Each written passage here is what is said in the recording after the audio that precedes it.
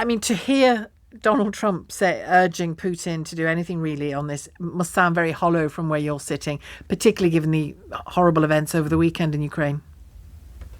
Yeah, I mean, empty is the word, and I think that's the feeling of all my Ukrainian friends. And what we saw in Sumy over the weekend was absolutely a deliberate targeting of civilians on the way to church. You know, three children dead, 34 injured, 34 others dead, and hundreds injured. This was Iskander missiles. Now, let me just tell everyone what an Iskander missile is. It's a missile capable of carrying a nuclear warhead. In this case, they were loaded with cluster munitions, which are essentially steel ball bearings that explode and fire these ball bearings over a In vast every area direction, yeah. in every direction. It was in the center of the town. Now, these missiles are incredibly accurate. I've been 500 meters away from when they've hit a ship. They can pick a ship out in a harbor and target it deliberately. So they're not random missiles. These were aimed at the center of a city, 35 kilometers from the border, at civilians going to church. You know, before you go anywhere with this, it's a war crime. You know, targeting civilians deliberately is a war crime. Well, Where do you start with that? and so is the abduction and stealing of children and the forced repatriation of children, isn't it? Which Which he's has been gone on doing. Yeah. an industrial scale. He's indicted, you know, he's been indicted. So the concept that Trump can ring up, this is the very man who sent a real estate agent to Moscow to negotiate the end of the biggest conflict since World War II. The Kremlin are seasoned at this. They will look for signs of weakness. They will look for chinks in the armor of any negotiators. You know, past wars are being solved by teams of skilled diplomats who work for months and months in smoky rooms with sandwiches trying to hammer out peace deals. They've sent a guy with no experience of international negotiations to deal with one of the most ruthless characters the world has seen since World War II. They do not stand a chance. Cajoling Putin doesn't work.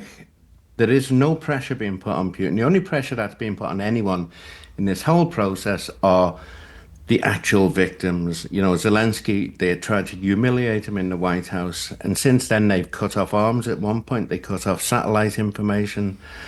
You know, there's sword of Damocles hanging over them, which is the threat of cutting off the Starlink, which is essential to Ukraine holding the front line. And I noticed that Zelensky has invited Trump to come to Ukraine. I mean, I don't know about you, but I can't see that happening personally. But the describe where Sumy is in relation to Kyiv. I think people know that Kyiv's broadly speaking central-ish in Yeah, so you go about 4 hours to the northeast. You've got Sumy region, and Sumy itself is about 30 kilometers from the Russian border, which means that when missiles such as Iskanders are fired into them, the travel time for a ballistic missile over 35 kilometers, they get no warning at all. Air raid alarms do not work in these how long would that circumstances. take from the Russian side to Sumy? Less than 2 minutes. I would suspect about a minute. When I was in Odessa, we were getting ballistic missiles fired from Crimea towards Odessa, which is hundreds of miles, and they were taking less than 4 minutes. So in Sumy, it's as close as you're going to get to an instant hit. Yeah. And how are people in Sumy and other places similarly threatened in that area? How are they responding? Because clearly a lot of people will have already left. Perhaps those that are still there are elderly, disabled, very young, you know, or perhaps younger families deciding not to leave because they have an elderly person who can't be moved easily. These are all the sort of life or death decisions, I guess, that people are having to make every day. Yeah, and it goes through phases. So it's the people, as in most wars, the people who suffer the most are the people with the least opportunity to do anything about their environment. So as you just said, the young, the elderly, but there are also families there who this is their home. You know, it's all very kind of the further away you get from the situation to say, well, they should move. No, You but know, that's a big we don't want decision. to move from our homes. No, no. No, and why would they move? But then you can't accommodate, for ruthless, barbaric attacks. The lines between war and attacks on civilians are so faded into one in Ukraine. I've just spent a week out east on the front line with a drone team, like literally 2 miles from the Russian positions. So you've got that battle going on. But then if you move back to the towns, which are 5, 10, 15 miles beyond the border, it's the same level of intensity. The same rockets are landing, the same artillery shells are landing that are landing on the soldiers on the front line. And this is almost a 2,000 kilometer front line, and there are cities all along that front line that are undergoing the same level of attack that soldiers are undergoing on a daily basis.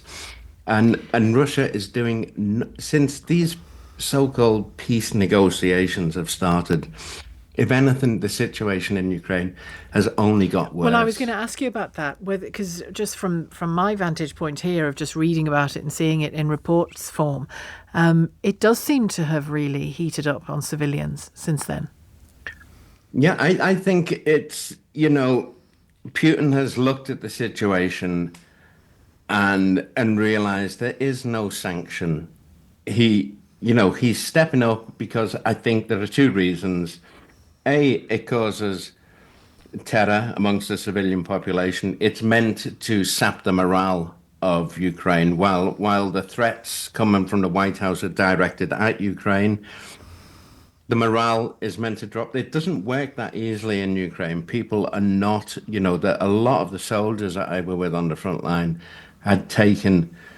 You mentioned Trump's name, and you just got a kind of a raised eyebrow and a shrug, and they're saying they are doing their best. The battlefield now has changed, and the Ukrainians are producing most of the munitions they're using on the front lines.